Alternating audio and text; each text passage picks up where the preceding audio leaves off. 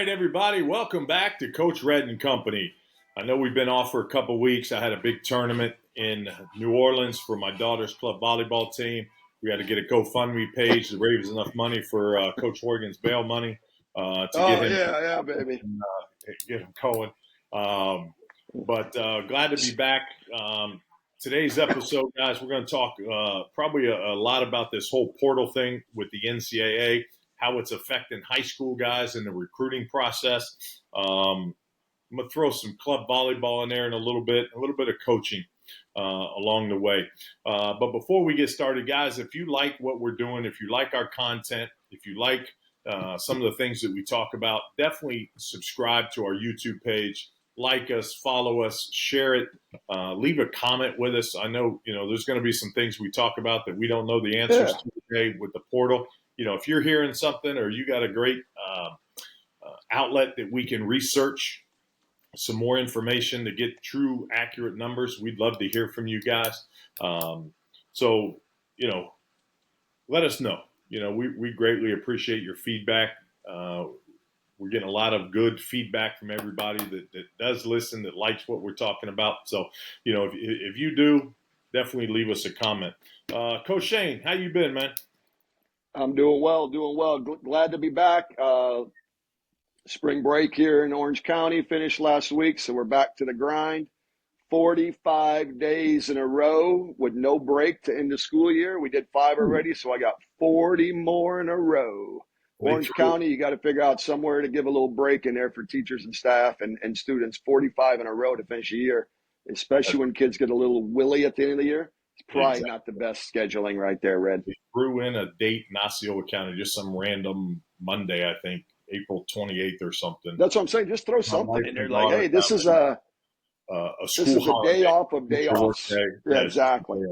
So otherwise everything's going good, Red. We're in a major month. We got March Madness going on in women's basketball, which is amazing. We got the men's tournament going on right now, which has been some fantastic games. If you could, unfortunately, I'm getting a little older, so that late East Coast game is really tough.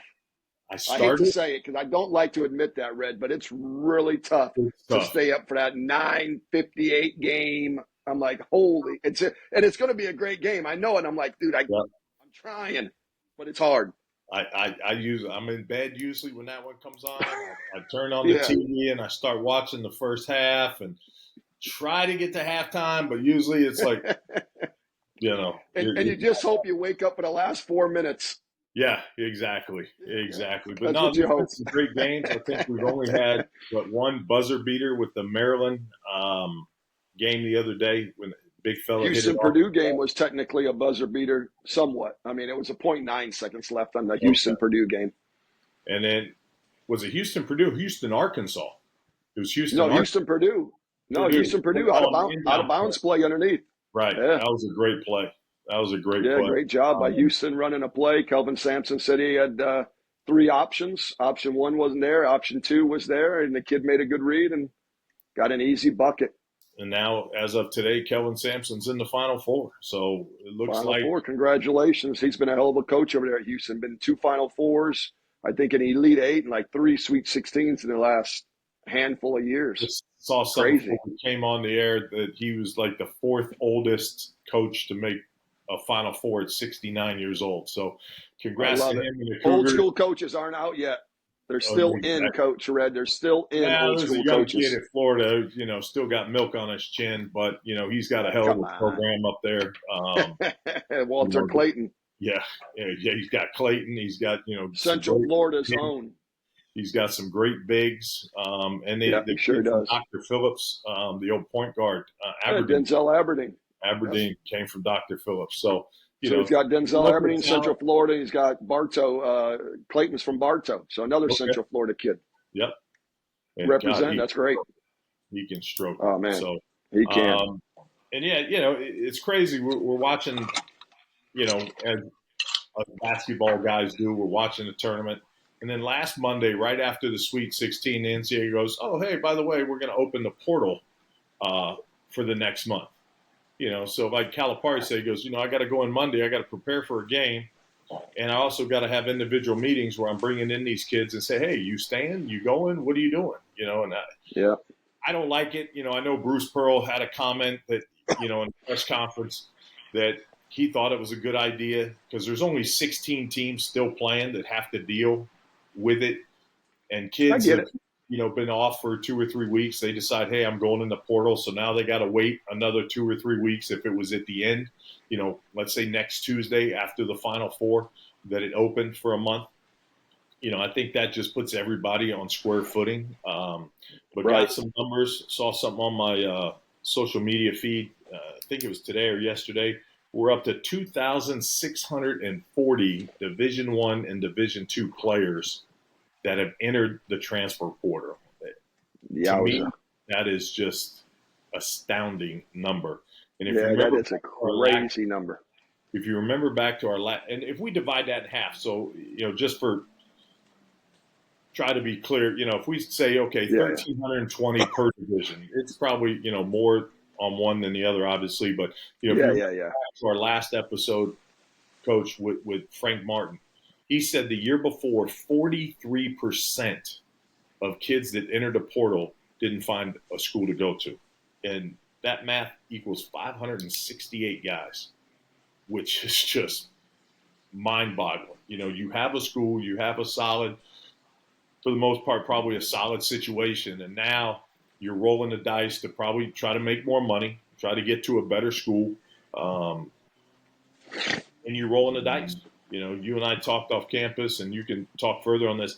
There hasn't been a lot of big name guys enter Yeah. the portal this year. And I said, I think it's because a lot of those guys in the last year or two have kind of solidified deals with their schools where they're making whatever, amount that they're going to make. Like Frank said, these first 2 weeks, last week and this week, it's all the money grab. So you're going to see all the big name schools, that have the deep pockets, Paying money. you know, pay the NIL deals and Yeah, not yeah. pay to play deals, which, like Gino says, that's all a crock. It's It Red. It's almost like they're overpaying in professional free agency. When free agency opens up and everyone gets overpaid, yeah, and then like a month later it kind of settles in, and then like the good teams that know what they're doing, yeah, they kind of wait for those big guys to get off the board, and they go out and then they pick up the guys they really want at a price they really can afford and can work into their budget of a professional organization. right. And I think a lot of it, and you and I were talking before we came on camera, that there hasn't been superstars, right? Big name guys, all conference, first team All Americans, Yeah. type guys that are in the portal. A majority of them are probably kind of, I would say, somewhere between the 5 and 10 range on the depth chart of each school, that may have had a decent year, scored anywhere from, 7 to 15 points a game that are looking to move up. I think UCF is losing a couple guys. I don't know if their main guy is going to end up at Kansas. I heard a crazy number. He dropped 40 on Kansas this year. So, they were looking to, drop six figures on him. So we'll see where he lands. But I think the shocker to me is when I saw the kid from St. John's get in it, one of their star Yeah. players. But he also entered the NBA draft and left open the option to come back to college, which kids can still do now. So if you're going to opt to go to the NBA, cool. I mean, you leave a top tier program. You're one of the better players. That's just expected for you to do. But for you to enter the portal as well, I don't know if that.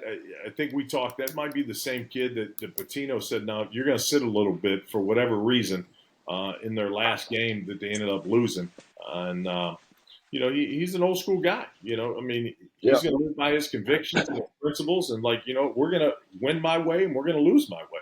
And if you're not on board, if you think because you're making a little bit of money that gives you the right to, do X, Y, Z and challenge, the rules and what we're putting in place to help build this program to what it is today, then we still got to hold you accountable.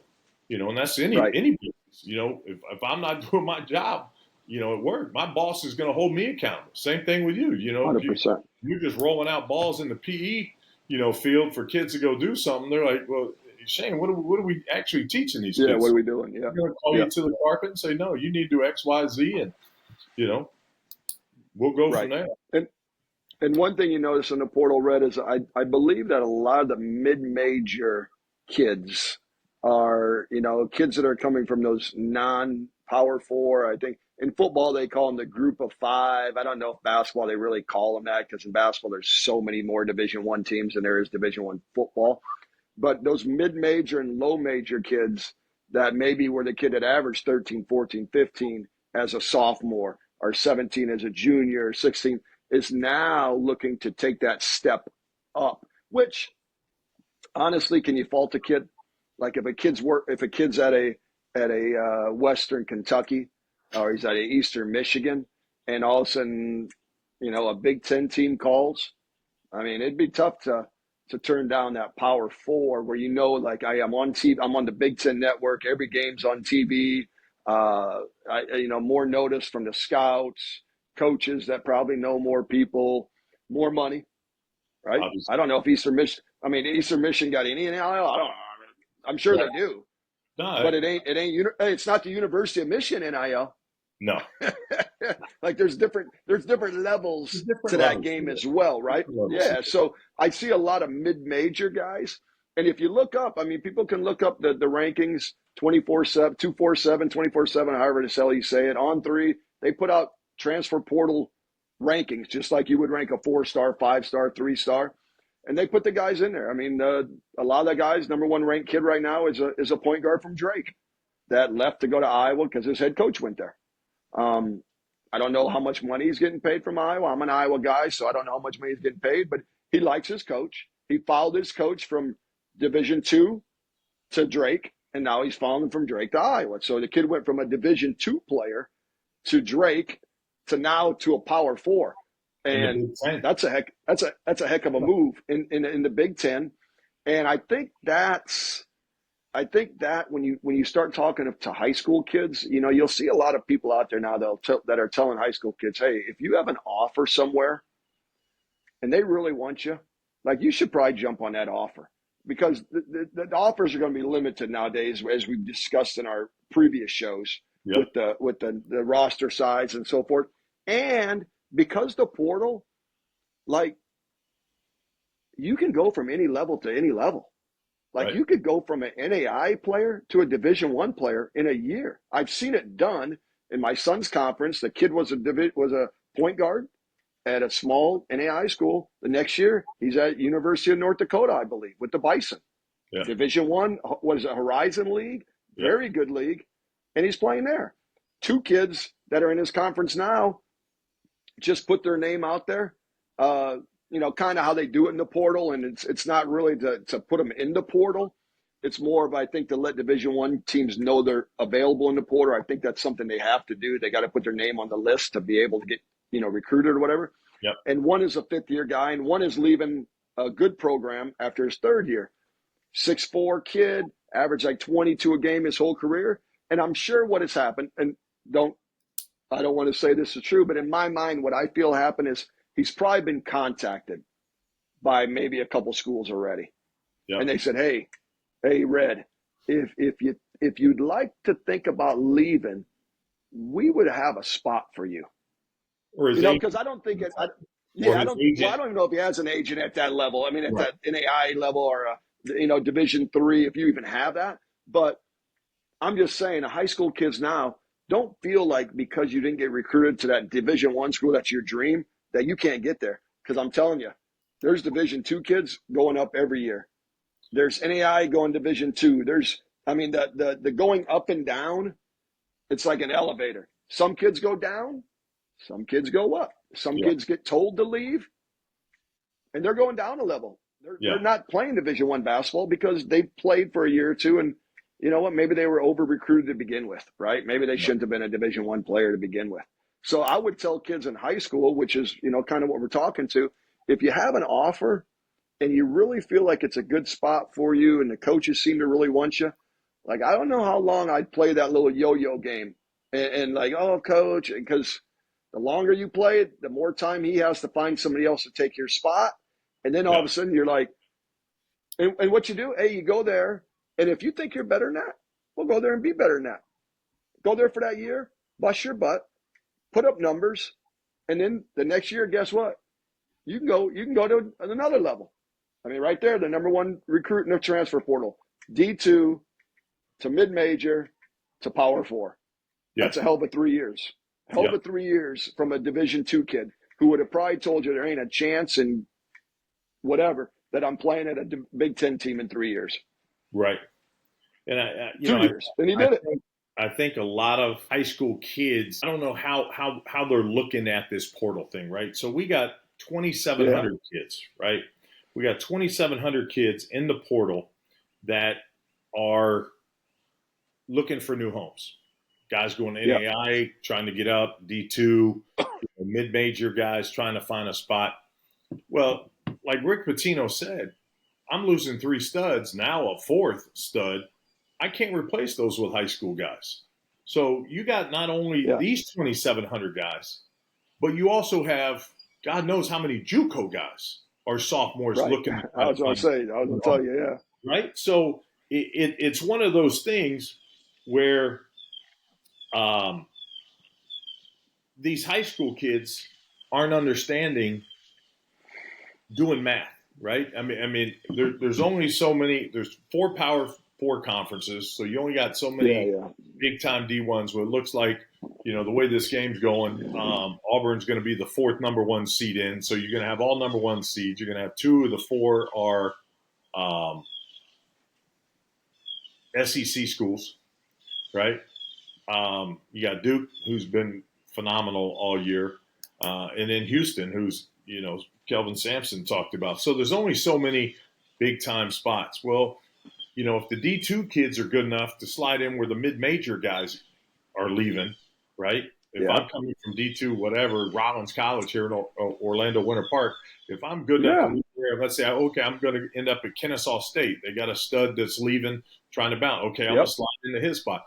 Well, now, and then you add in the JUCO guys, and if there's any prep school guys out there, that have spent a year or 2 years in those prep schools, you got stuff, or places where there's going to be no openings. So like you said, if somebody offers you, even if you jumped on it and took it for a year, went in, worked out, got some playing time, learned the system, college coaches nowadays, I think, like you mentioned earlier, are looking for more veteran guys.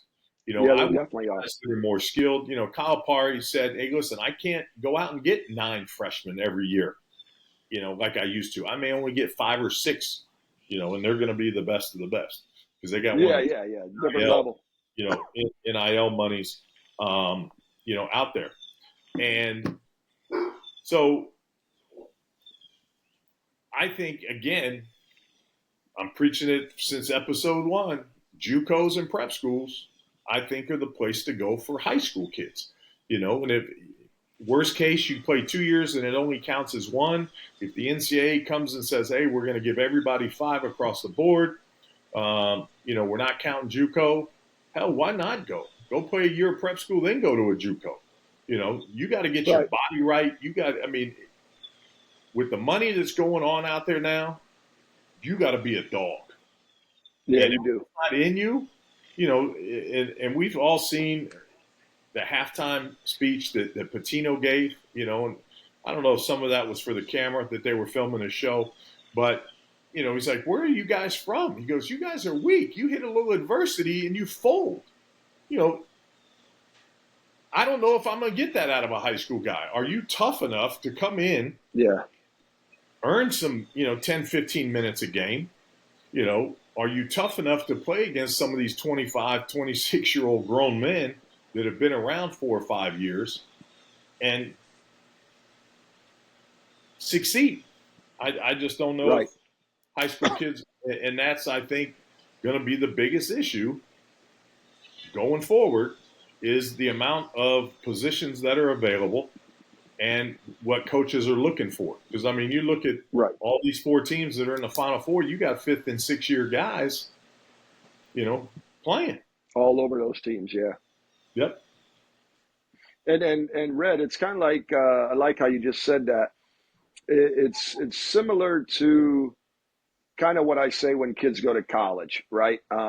When you get done with college and a employer is looking to hire you, they're not even, a lot of them don't even care what your degree's in, unless it's obviously like some fields. Like if you're a doctor, yeah, we know that, right? Yeah, Come on. you got to have a But medical. if it's like communications, or you got a bachelor of science and whatever, or a bachelor of arts, and I think there's a million majors out there.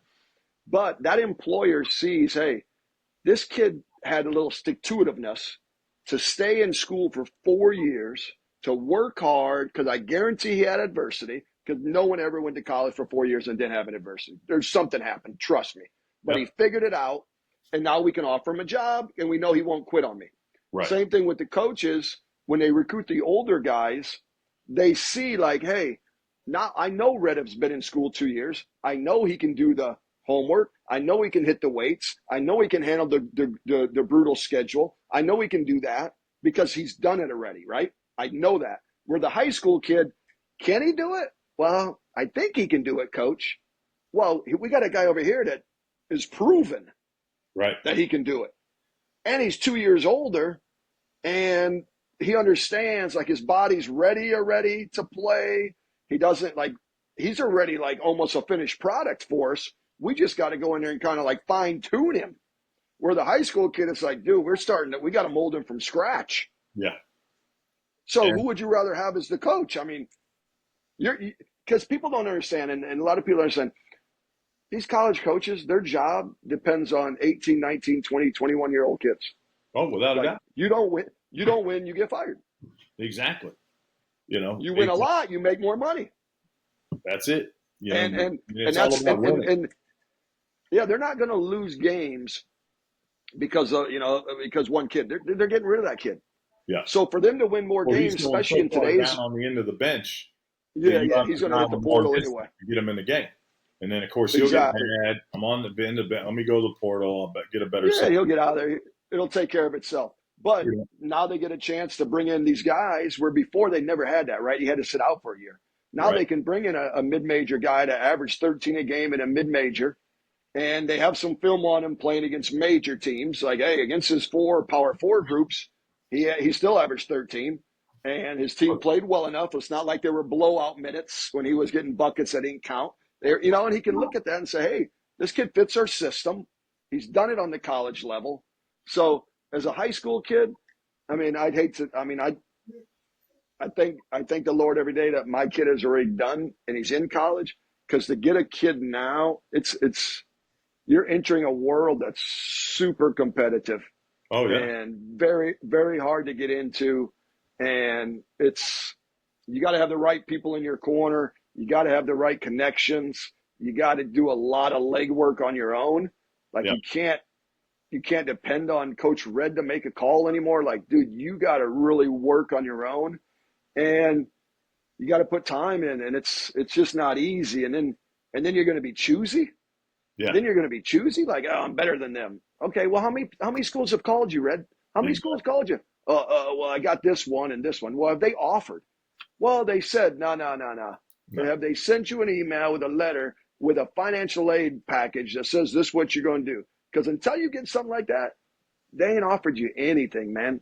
Doesn't So matter. you got one offer, and you're mad, and it's not good enough for you. You're better than that one offer. Well, in this world, you're only as good as like the value is only worth what someone's willing to pay you. So you're only as good as what you get offered. Now, if you think you're better, go there for a year, show them you're better. Yeah. Nothing wrong with that. You know, I think the time of I'm gonna go in and prove myself is gone. Right. These kids coming in today have the mindset that I'm the best. I deserve X amount of money. Regardless of how they played.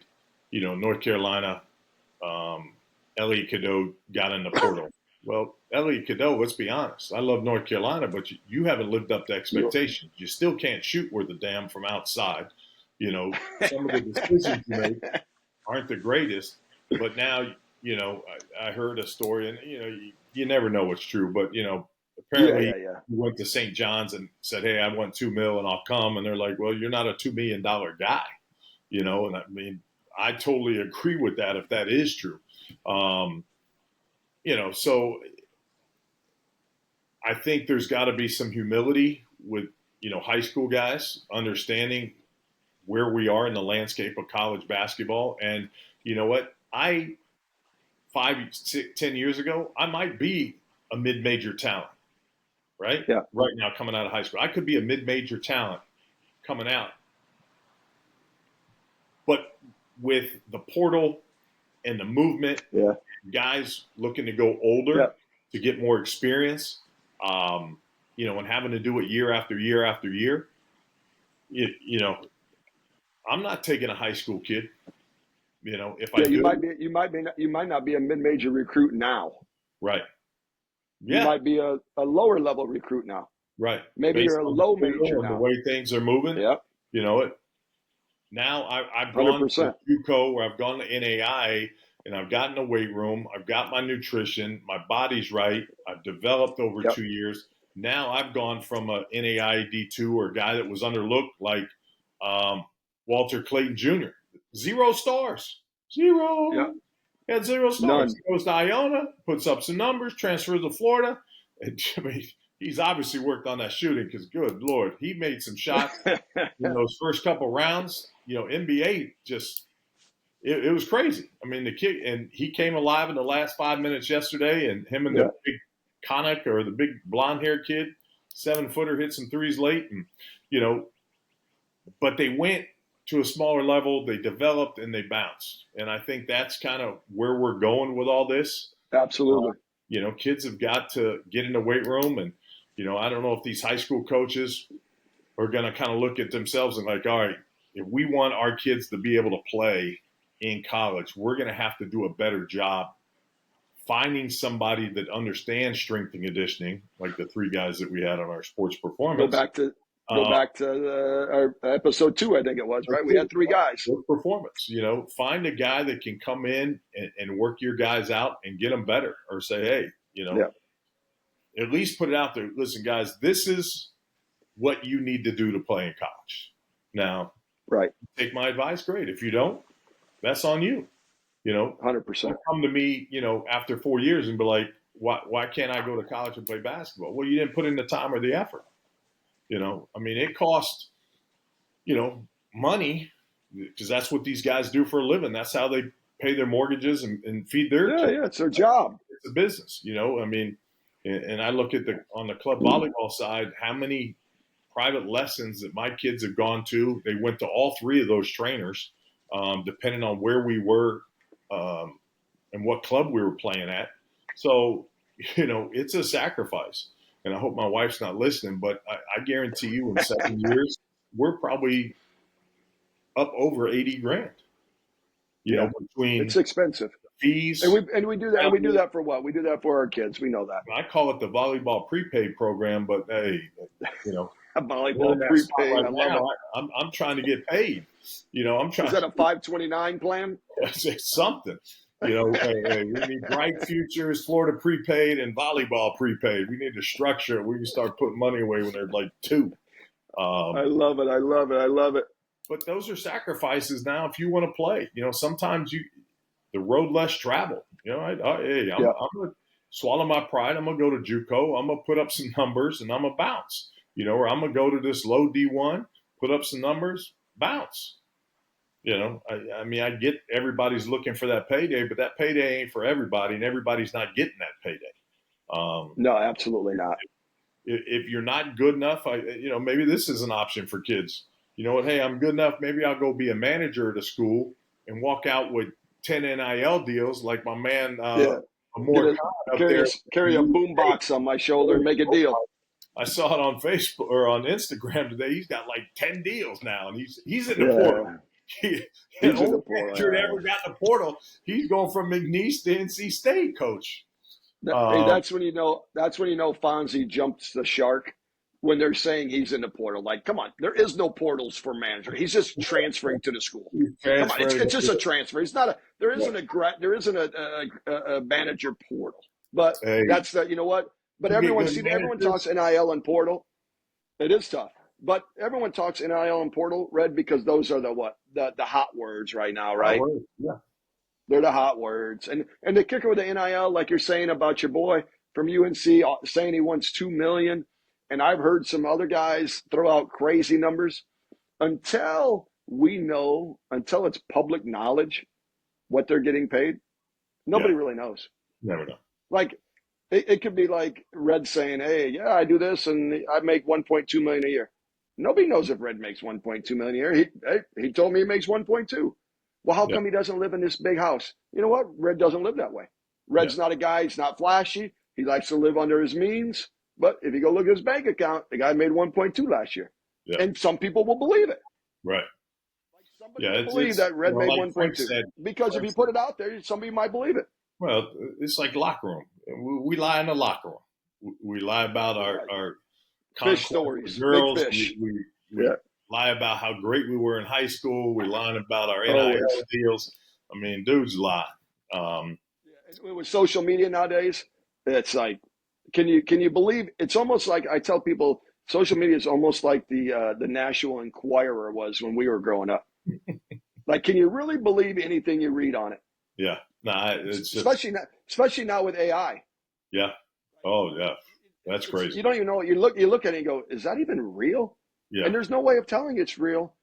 Almost to the point, like, I think the aliens did land at Miss Johnson's house on 83rd Street in the Bronx back in '79. Right. Right? I mean, think about it. A lot of people might not know what the Enquirer is. Look it up.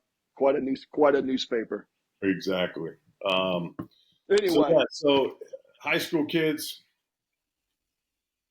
I feel bad for you guys at this time. Do I.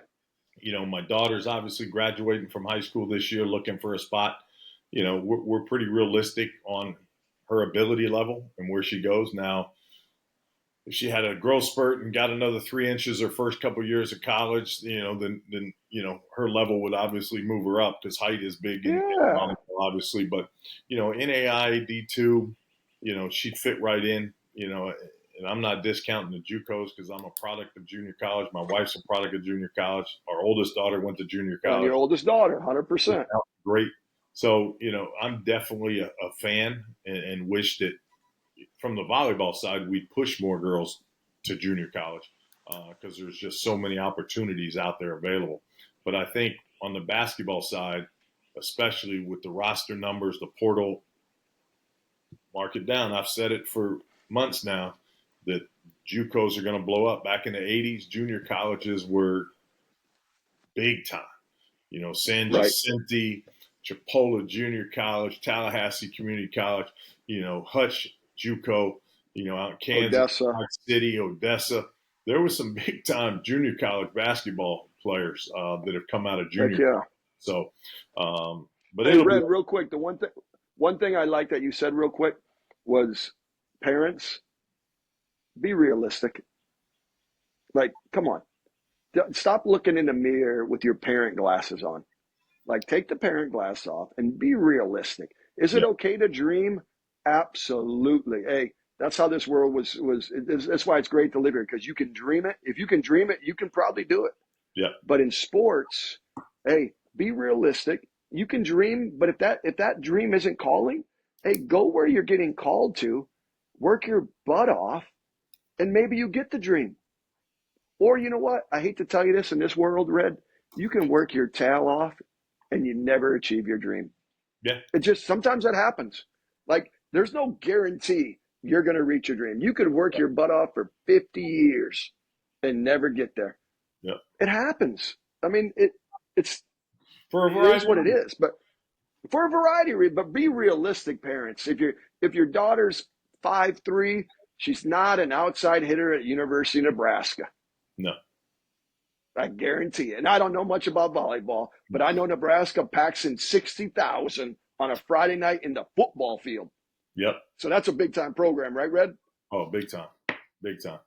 There ain't no 5'3" hitter outside. There ain't no 5'3" outside hitter, is there? No. So be realistic. Yeah. Come on. Yeah. So good point there, Red. I like how you said that you're realistic. Yeah. You got to be realistic. But I've also been a college basketball coach, a high school basketball coach Yeah. for years. I understand what talent looks like, right? I understand, at 5'8", my kid's limited. Unfortunately, she jumps like her father, which is, like a credit card vertical. But, it is Well, what it is. But let's go find a school where you can enjoy playing, you can get your degree, and obviously volleyball is not paying full ride. So if we can do athletic and academic scholarships and cover most of it, and me and mom, throw in a few bucks here and there to help them out, just get that college experience of playing sports and being part of a team and learning resilience, learning hard work, learning dedication, working off of a schedule. yeah. I got to be here at this time, this time, this time. I got to follow, these steps in the process to be better, at what I do. Right, right. I think that's what it's all about. Unfortunately, money has basically ruined college basketball right now until it gets structured, until it's leveled out a couple years and we figure all this out. It's from a purist standpoint, it's frustrating to watch. I mean, I think kids should be paid, but I think the NCAA, the National Coalition Against Athletes, really screwed them when they said, "Okay, you got NIL, bye, see ya." But it is what it is. So, Yep. um, let's move on from that. I wanted to talk a little bit about club volleyball. We're going to do probably a multiple part series on pay to play sports and club volleyball. And I know a lot about that. yeah, well, you were definitely on the baseball side. We're on the volleyball But I side. but I ran a travel team. I ran AAU team back in the early 2000s from Yeah. Oh, 2004 that's to right, like 10 or basketball. 12. Yep. I ran my sports academy, which I hate to say it, but all the post grads and all the prep schools, they're pay to play.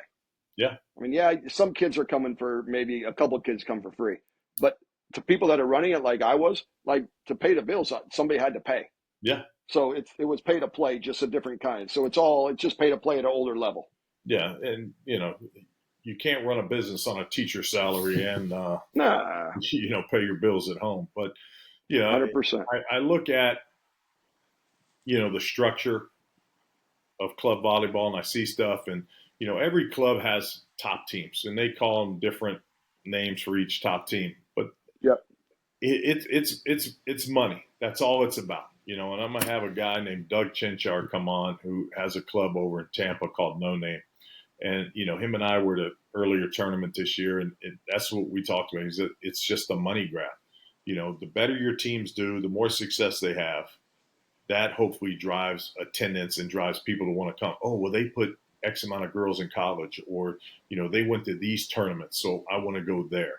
And when you have situations like ours where we were on the number 2 team, and I specifically, we were on the number 1 team when we first got to that club, but my daughter was. They said, "Hey, she can be on the top team in it, but she has to play middle." Well, she's 5'8 3/4" with shoes on, but they wanted her to play middle. Well, she was the third middle. She never played because there's a lot of politics that go on in these club teams.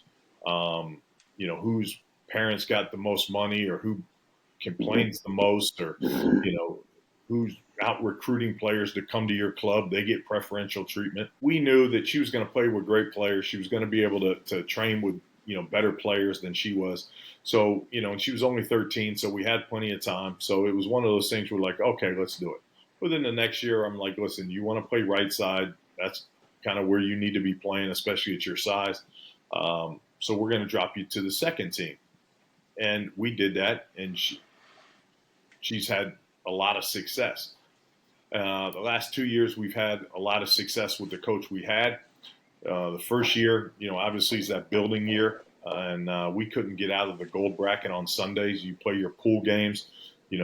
If you do well, you get in the gold bracket, which gives you the opportunity to qualify for a national championship invitation, depending on how many bids they get out. So that's the whole thing. You're trying to get a bid to nationals, and that's what clubs look at. So where they can say, hey, we had 30 teams that qualified to go to nationals. Well, that kind of says, okay, well, we got great coaching, so I might want to come over there. And there's a big jump every year, and probably the last half of the year, I say, what are you doing next year? What are you doing next year? What do you know? I don't Yeah, know. yeah, yeah. I know if you don't tell me what you know. kind of thing. So with the coach we had, so then last year he built us up. We won a lot more. We did better. Well, different levels in volleyball. Well, our club decided that they were going to put us in the bottom tier at the AAU national tournament here at the convention center. So we went in there, did what we were supposed to do. We won the national title in that lower classification. Right. I don't care if you're an open team or a club team or a classic, whatever division we were in, we're national champions. And now this guy comes in and, I think obviously he thinks he's better than our old coach coaching. And there was a lot of issues. Well, I'm not going to do what he did and da-da-da. Well, he won. You might want to, lose your ego and understand what you're working with. And, we got 4 new parents or players on that team, and I always believe that when you come into a new situation, whether you're a new assistant coach on a team or whether you're, a new kid on a club volleyball team, just kind of sit back and observe for a month or two, practice. Let's see who does what parents are kind of more talkative and vocal, kind of who the ringleader is, the group or what group of parents are in there. And I'm not saying you got to align yourself with because there's some that run teams that shouldn't be running teams, and have more input. And the coach or the director of the club values their opinion more than they value some other people's opinions. And it's obviously to other people that shouldn't happen, but it is what it is. So, we got some parents that think their kids should play a lot more than they do, or they think that, their kid should start over, another player. And, it's crazy, to watch, and it's frustrating, especially, we're on a 17 team. My daughter and another girl are the only 2 seniors on that team. Everybody else is juniors. So this is our last hurrah.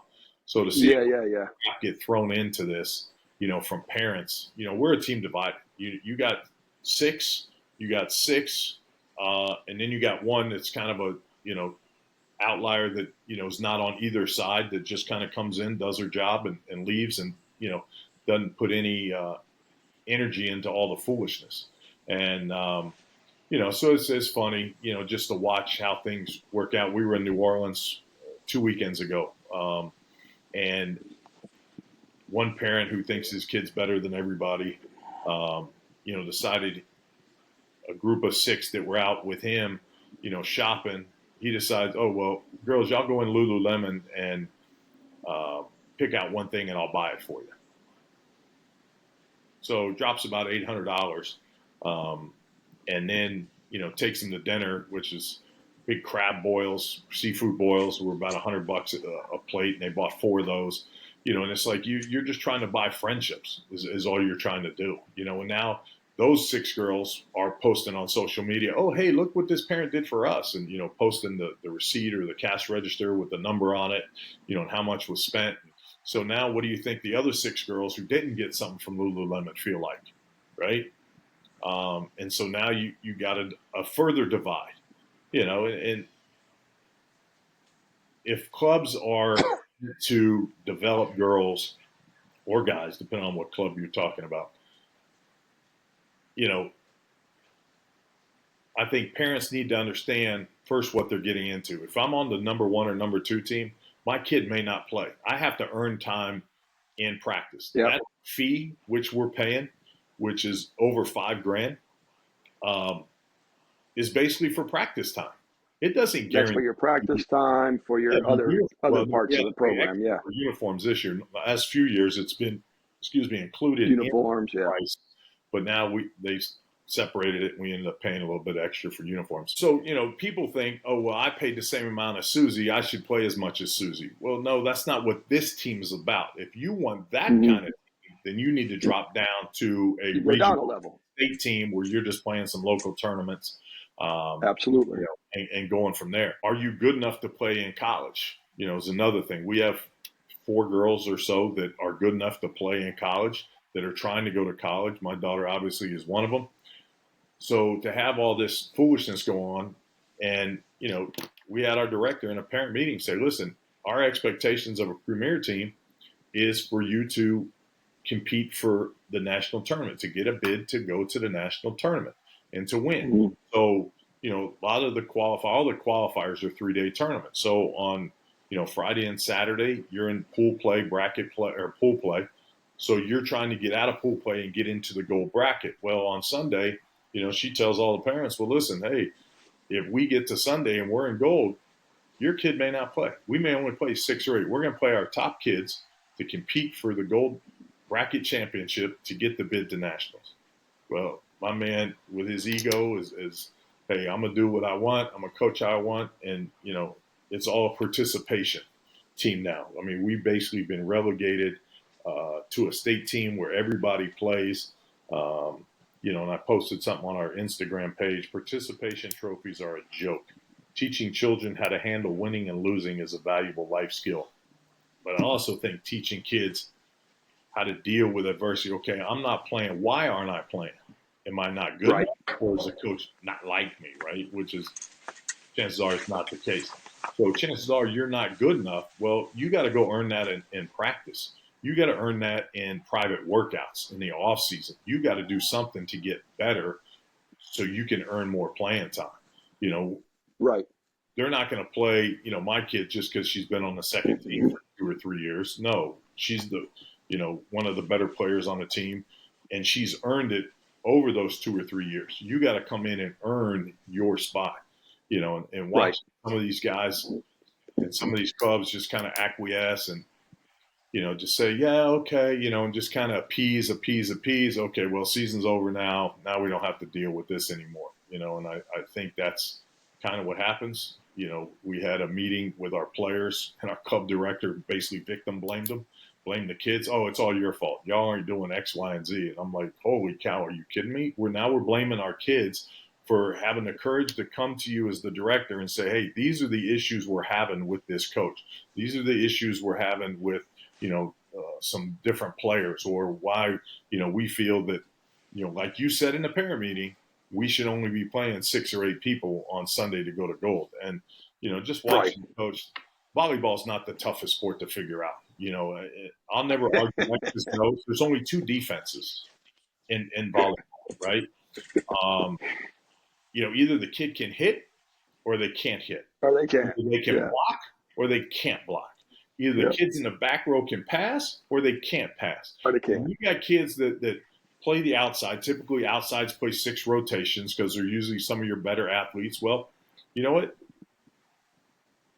We have a situation where, we got one that's really good athletically and quick and just goes 90 miles an hour from corner to corner. And we got a couple that aren't as good moving laterally. Well, I got to work on that if I want to play in the back row. If not, coach, put some defensive players in that can move and play defense. You got to work out your sub situation because we only get 12, I believe, subs per set. You got to think strategically now. And I don't think guys do it. I think if, not because I was a basketball coach, but I think if you put some basketball coaches or football coaches to coach volleyball, the way we're able to make adjustments on the fly or be able to read things, okay, well, they're killing me here. So either I got to go bigger at this position to try to block that, or I got to change my defense up to either bring a double block or, even a triple block in the middle or, do something. But don't just play kids just because your ego, and your arrogance because you don't want to be the last guy. Well, the last guy didn't play everybody, so maybe that's why you're doing it. Or maybe because you picked these 3 new girls that you feel like, oh, okay, well, if I develop them, then I'm going to look like I'm smart for picking them, kind of like taking a mid-major kid to a high major, like, I have all that talent and, I can help develop it more. But, you only get 4 or 5 qualifiers a year. And if you don't qualify, you're out of luck. We have 2 more coming up. We got one in Philly next month. And every weekend you go out of town, Shane, for these tournaments, you're looking at $2,000 to $3,000, depending on flights. Yeah, the real money. This, it ain't cheap, and I'm not saying that, you want to spend that kind of money and your kid don't play, but you got to understand, okay, Friday, let's put some kids in. Let's play. Saturday, first game or 2, depending on, what the bracket or the pool looks like. Okay, we might be able to But when it comes to Sunday, baby, hey, it's win or go home. Like Charles said, it's win or go fishing. And Yeah. you can't get more opportunities. We can't just add qualifiers to our schedule. This is our qualifiers. We got to get in, either win or not. So, you know, I've never, I don't know how many coaches at the club level go to clinics, to try to get better. I don't know how many clinics bring in college coaches, or Right. USA national coaches. Hey, bring them in, 3 or 4 weeks before the season starts. We'll pay you X amount of dollars. Every coach gets, $50 or whatever. Come in on a Saturday, and the Sunday, bring in some of your older kids to run through some of the drills and different things. Um, but they got to get better. And that's what I Right. don't think guys do, and you're looking at them and you're like, what the hell was this guy thinking? And it just Right. bothers me as a former coach who took pride in learning, getting better at my craft every year, asking guys, what do you do in this situation? Hey, this type of situation, what are you doing? And that's where I think it's lost in club sports and pay to play sports. I think, you got guys that are just out there to make some money. They may love the sport, yeah, but are you getting better at your craft? All right, I don't have a desire to coach in college as a club coach. Okay, cool. Let's be the best damn club coach you can be. You know, Right. Obviously, everybody in the coaching field is judged on win losses, right? How many national championships have you won? How many tournaments have you won? We Right. won one last weekend over in Tampa. We could have played the bottom six people and won that same tournament and not played our top people. I mean, it was just that bad of talent. I mean, it was terrible. But that's what they stick us in, and it's frustrating when you tell us, hey, you're the second team. You got some players that were on our top team a couple years ago. You're really good, really good, really good. Oh, well, here's your schedule. You're going to play a bunch of crappy tournaments. And it's just like, Right. Right. Right. when I'm spending $10,000 to $20,000 on it, So All right. So more let, club let, volleyball. That's my kind of rant right now on yeah. club Now volleyball. let me interject because parents understand that Red's talking the 16, 17-year-old level. He's not talking the 10, 11, 12-year-old level where it's going to be looked at differently. And understand that, Red's venting here a little bit. And if you're a parent that's been on a travel team like myself and Red, hey, you've all probably felt the same things that Red has felt right now. Red's venting, but he brought up some valuable points. And Red has coached paid to play basketball before. Yeah, heck, I was an assistant one year, and we had pay to play guys. I ran my own organization. I had pay to play guys, and let me start off. I'm trying to think of how Red put this in order. So, new guy to a team. Whenever I joined a team, I'm a talker. Okay, Red's a talker, so I'm sure Red is very similar to me. I'm not going to say it, he is, but I got to know parents right away. Like I'm talking to everyone. I'm making sure everyone's cool because I'm trying to. Because as a coach, I understand that for us to win, we got to have total buy-in, and we need buy-in from everybody, right? So I'm kind of the coach can't really do that because the coach is coaching the game. So, but before the game, my kid's warming up for basketball, my kid's in the baseball, field. I'm making sure I'm talking to every parent. I'm trying to, get every parent on the same page. We're all getting together. Hey, where are we going after the game? Hey, let me send a text out. We're going to go to Chili's. I called already. We got 25. Because we're trying to bond is not just the players bonding, but the parents bonding. Right. So that's the one thing I always did there. Red may or may not know this, but it's in travel baseball when you get to that level like you're talking, Red, it's even crazier because you go to a tryout like in January, okay, and it's not even baseball season. It's like before the high school season starts. You try out, and then like 2 weeks later, they tell you what team you made, and then that's it. And then they send out the tournament list, and on June 7th, you're going to be playing in Fort Lauderdale, and everyone just shows up, and you got a game. No Yeah. practice, no nothing. So like you got like 5 tournaments to try to build chemistry. Now they do try to keep teams together the best, but once you start moving around, and it's never going to happen. So I always tried to build that chemistry early on with all the parents. I tried to be the good guy. Yeah. Like some people were never going to do it, and I had to. I kind of my coaching came out in me and said, "Hey, for us to work and to make it fun for me, like Yeah. as a parent." Like Yeah. I always tell people, I want to have. I mean, I love travel, but I want to have fun at the hotel, hanging out with the guys. Yeah. Like if I just went to my hotel room and sat in my room, I would have been bored out of my mind. So I had to make sure I got some friends. Like, what are you doing, John? What are you doing, Red? Let's go here. Let's go here. You're right on that, Shane. I think chemistry is huge, right? Coleman Crawford always said you can recruit talent, but you can't recruit chemistry, right? When we're Right. having team bonding, which is crap, everything's a meal, right? And our coach last year, I don't know if they're doing it this year, used to take all the phones, stack them up in the middle of the table. You couldn't have them. You got to talk to your teammates. There's no That's cool. team I like bonding, that idea. right? So there's no team bonding actually going on. When there is, the coach is never around. How do you build rapport with your players, right? If you're never around If you're them, not talking around. to them, Yeah, getting to yeah. know them. So when you have to have a tough discussion, right, about playing time, hey, listen, we're going against a tough team. We really got to put our best six out there. You guys may not play this game unless we get up. So I need you to understand that.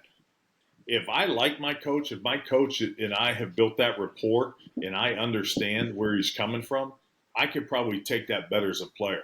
And the parents can take that. If you say, hey, listen, we're going against, 6'2", 6'2", 6'2". I can't play little 5'3" outside Susie this game. Yeah, yeah, yeah, yeah, I got yeah. to, but if I built that rapport, and we've been on teams where we've had great parent rapport, great Yeah, then parent you're fine with it. buy-in, 2 years ago. And I told him at the end that this will probably be the only team that you'll ever see like this. It was the only team as a college and high school coach and club parent, the only team I've ever seen like that where the girls, they may not all been besties, but if me and you're going out to get ice cream, we're calling Johnny and Bob to say, Yeah, hey, go along. we're going to get Yeah, ice cream. You guys want to go? We'll put it in the group chat. Hey, some of us are thinking about going around the corner to Haagen-Dazs to get some ice cream. Anybody want to go?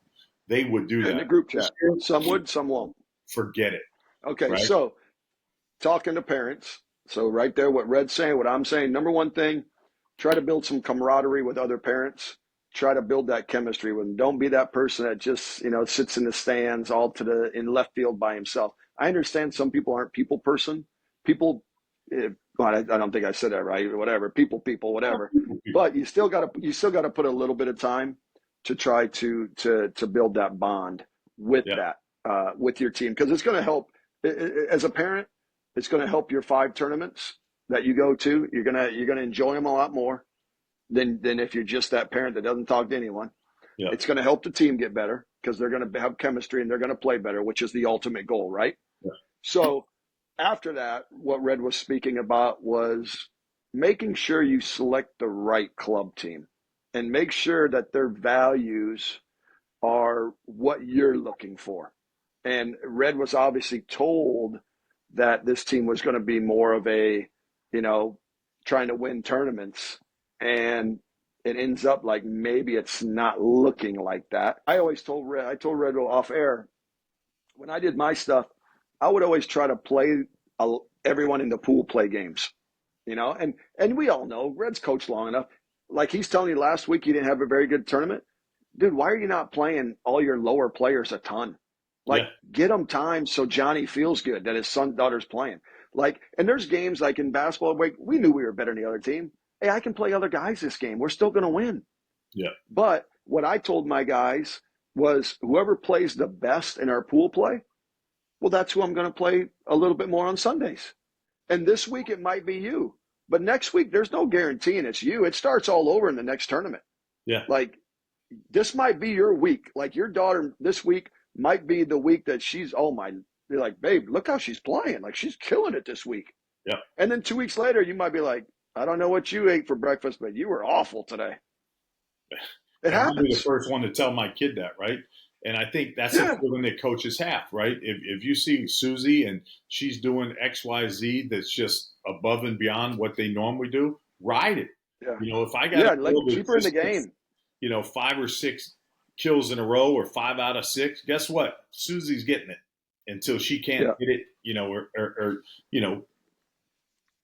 continue to have that success. Okay, then we're moving Yeah. around. The defense doesn't make an adjustment. Well, hey, that's your coaching that didn't make an adjustment. I'm going to Right. set the middle 20 times in a row if my middles are just crushing it. And I don't have a problem with that, right? I mean, I don't have a problem playing any of the girls on this team, if they're good enough to compete and for us to win. 2, if they're having a great day and my kid's not, play them. Play the girl over my dog. I don't have a problem with that. I've been around sports long enough to know when my kids can play or they can't play or they're not having a good day. But, there's a lot of other things. Okay, well, in volleyball, if I'm not hitting and scoring, well, there's other things that I can do to be an asset to my team. Can I play defense? Can I talk to my 100%. team? Cheer my team? Am I a great teammate? And, am I giving encouragement to those that are having success when I'm not? It's not about right. me. So, and as a parent, Red, you have to understand when you choose your organization to play for, no matter what it is, lacrosse, basketball, tiddlywinks, I don't care if you're on the travel, esports, whatever. If that team is going to be a team that says, hey, we are trying to win, you have to understand that there could be a chance that your kid doesn't play as much as you think. Yeah. You have to understand that. Now, you might be thinking as a dad or a mom, like, oh, she's going to play because she's the best one on the team. Yeah, okay. You might think that, right. But the coach might not think that.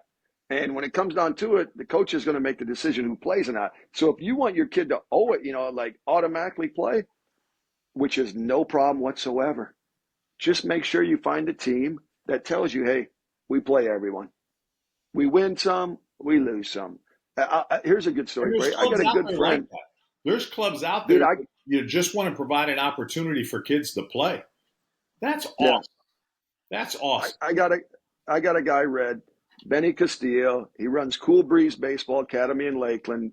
Benny's the best guy in the world, Dominican guy from New York. He just wants to help kids. He started a team called the Cool Breeze Flamingos. They were black and pink. Nice. The jersey says the Flamingos not so elite, right? They won their first game last week or 2 weeks ago. They were like 0-36 or something. And he tells parents, it ain't about winning here. We're just out here. We're trying to learn. We're trying to get better and have fun. But every parent on that team understands that. Right. See, and if you understand that as a parent going in, then there shouldn't be a whole lot of issues. It's when you join a team that you know is going to be good. This team's trying to win. And your reality, again, like we talked about 15 minutes ago, your reality is that your kid is really damn good. Yeah. And in actuality, your kid's probably just fairly good, but not head and shoulders above everyone where it's automatic she's going to play. Well, we have a parent meeting, right? So volleyball is a little different than the base. We practice for 5-6 weeks before we have one little kind of inner squad, and we invite some other smaller clubs to kind of warm up tournament. That's why I wanted to tell you about baseball, how crazy it is. Kind of play, kind of thing. So, club volleyball goes from basically November to the end of June, and sometimes the first week or so of July. And I think we've been to 3 different clubs, and none of them have really done a good enough job during the parent meeting to say, listen, your money that you're paying for gets you practice time, gets you a uniform, and gets you coaching. That's it. You earn your playing time. If your kid comes here for a year, pays $5,000 and never plays, that's because your kid may not be good enough, right? Never happens because there's ways, different tournaments we play in. Some just, just to fill a spot for, to have enough teams to play in these tournaments. So there's opportunities for every kid to play. But, parents got to understand and directors got to do a better job of saying, listen, this is what's going to happen. These 2 teams right here, I need you parents to understand this and just maybe only have them in a certain parent meeting. Talk about club stuff with everybody. But these travel teams, when we're traveling, we're trying to win. And be open and transparent. Listen, it's money. It costs money. We're in one of the best facilities in Orlando. We have 8, 9, 10, 11, like 12 courts in there, right? it costs a lot of money to turn those lights on and run that air conditioning and pay the 100%. So, you got to have kids that are coming in constantly and, trying to get better and better kids. Well, coaching will do that. Winning obviously will do that. But you got to set clear expectations and say, listen, this is what we're doing. This is the type of organization we're running, and go from there. But yeah, we'll get into more pay-to-play sports. I got a buddy of mine that's over in Spain right now. His son's playing club soccer, and got a few other people that are just kind of maybe destroy the myth of pay-to-play is the way to go in youth sports here. We're over in Europe. You probably practice 90% of the time and play 10% of games. Here, it's all about games for us, and we're not developing these kids, and that's another issue that I have. All right, Coach. Just want to talk some local stuff now here in the Orlando area. Obviously, is our backyard. Got a chance yesterday to go back to Oak Ridge High School, where I was the athletic director from 07 to 10. I saw that. Had an amazing girls track coach named Bill Stamper who was there. And early on in his career, he was able to work with a legend named John Hemmer, who had some of the best track athletes in the state of Florida, if not the country. They had an alumni reunion, and I was lucky as the AD. I put together the framework for the Hall of Fame and got it from John Magrino from Dr. Phillips and kind of how they did it, tweaked it a little bit. But then I left, so I just kind of took the framework with me. And while I was in Vietnam, John Hemmer reached out and said, "Hey, do you still have this? We're looking to start it. We'd love to take it and use it." And I was like, "Without a doubt, you can have it. Please implement it. Whatever I can do to help you get it up and running, or anywhere along the way, please let me know." And they have done a tremendous job. I think they're a 501c3. He's blown it up. And they've done a good job. And so they had a lot of the alumni. They did one about 20 years ago, and just to see all those, guys, and I don't know a lot of them. I know some of them. You kind of see and hear the stories on how good those guys were is amazing. And they did rededicate, and they're naming the track and field area the John Hemmer and Bill Stamper track and field facility. So that was very cool. Nice. Unfortunately, heck yeah. Coach Hemmer's retired, living in North Carolina, and those wildfires up there at the time are only about 7 miles from his house. So, he had his cars packed up, ready to leave if they were going to evacuate him. So he wasn't able to make it. But, overall, it was great to see those guys. They have a golf tournament coming up in May that we may talk more about as the time gets closer. Talk to a couple guys like Charlton and James Roll that were phenomenal guys back in the day. And just trying to help them as much as we can. They also have the Hall of Fame dinner, the induction ceremony. They already have this class announced. So they try to do a good job. They're going back in the 60s and 70s, 80s, 90s now. I think at least 10 years.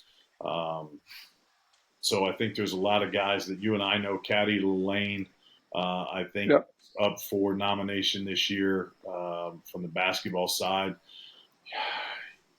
I remember a few. Sean Newton in that thing yet? Newton, I think, was on there either last year or this year. I'm not sure. The kid that could jump really well. He was a track. Blake. He was a track. Blake. A triple jump. Jump. Yeah, Blake Griffin. I think Blake Griffith went to Kansas State. Maybe. That's him. I'm not sure. But that's him.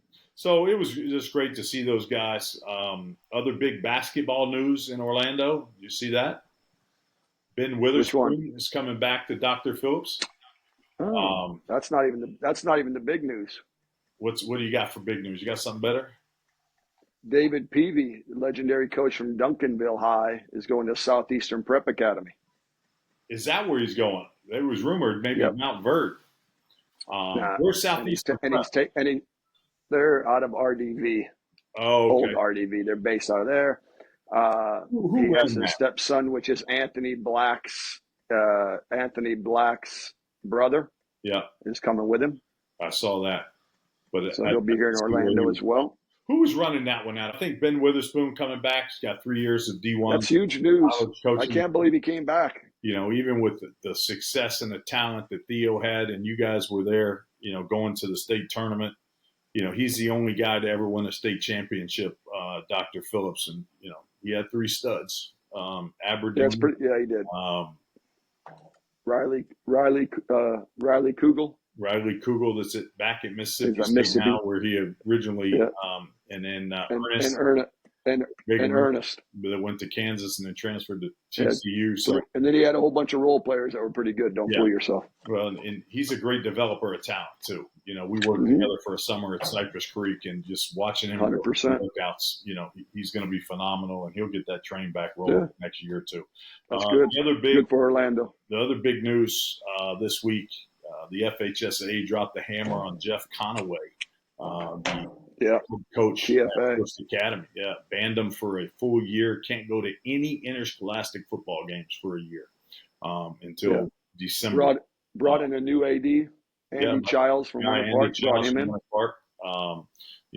Andy will do a great job there. He's a kind of follow the rules guy, no nonsense kind of guy. He was a basketball guy in Miami a long time ago. When he first came up, he opened up Lake Nona, was there, probably a decade or so before he moved over to Winter Park. And, public school can wear on it. So, I wish him the best. Well, it sounds like TFA needs a by the rules guy. Because Conaway was the AD. They took his AD job away from him, was strictly going to do football, and then the FHSA came. So it'll be interesting. All those kids that transferred in, are you going to stay? Are they going to get a whole new staff? Does that, kind of unfortunately would happen? Yeah, they'll get a whole new staff. Yeah. Hey, Andy, welcome to TFA. Oh, by the way, go hire a new football coach. What's going to happen? Yeah, which is probably what he's going to do. So, it'll be interesting if, they let him stick around for a year, if they just say, let's go ahead and part ways since we can't have you for a year. So that'll be interesting how that goes. But we'll definitely, I'm sure they're deciding that right now. But Coach, hey, I enjoyed it. Great talk. I know I ranted a little bit, but I think that transfer portal, it's a work in progress. Every day something new's coming. Yes, it is. High school kids, you got to pay attention to this stuff. You really got to work your tails off to get better at your craft and get better at what you do. To hopefully an opportunity comes. You land that fish quick. Jump on it. Jump on it. The longer you string them along, the more opportunity they got to pop that hook out of their mouth and keep moving. So, break that line. Exactly. So, we'll have some more stuff coming up here soon in the next week or so. Looking at our list of topics, pay to play is definitely one of them. We'll continue our Coaches Beyond the X's and O's series. We got a few more big time guests that, we'll announce here soon coming. So we really enjoyed it. Continue to watch. Again, if you like what we're doing, guys, hit that subscribe button. Let's get this thing up to a few thousand as soon as possible. Share with all your friends. If you got buddies that coach high school in a different state, send it to them. Let them watch. And again, if you got any ideas on shows you want to talk about, any guests you want us to have on, if you're qualified to be on this show and want to be a guest, hey, shoot me an email at coachredandcompany@gmail.com, or put a note in the comments section. We'd love to have a variety of guests on. We're going to have lining up the Polk County AD, Dan Talbert, who's remarkable. This guy, he does very nice in Polk County. Val, I always screw her name up. Palm Beach County Athletic Director Mieres. Bonnie, who's the AD here in Orange County. So we got a lot of people. A buddy of mine, Lamar Glenn, up in Georgia. I think it's Cobb County. He's the county AD for former Seminole State running back. Played with Bobby Bowden. So we got some guys that are going to come on here in the next couple of weeks and talk about high school sports and just kind of what they're seeing. It'd be great to. Perfect. Shane and I are kind of out of the high school sports, but we're still in touch a little bit, but it's not a day-to-day thing. Yeah, a little bit. We bring you guys that are in the trenches every single day doing this to kind of get their take on where we're headed for high school sports. So, until next week, guys, hey, we appreciate you watching. Again, like, subscribe, and share. Share it on Spotify. And until next time, keep swinging for the fences. And you always miss All something. right. Be good, everyone. You don't do it.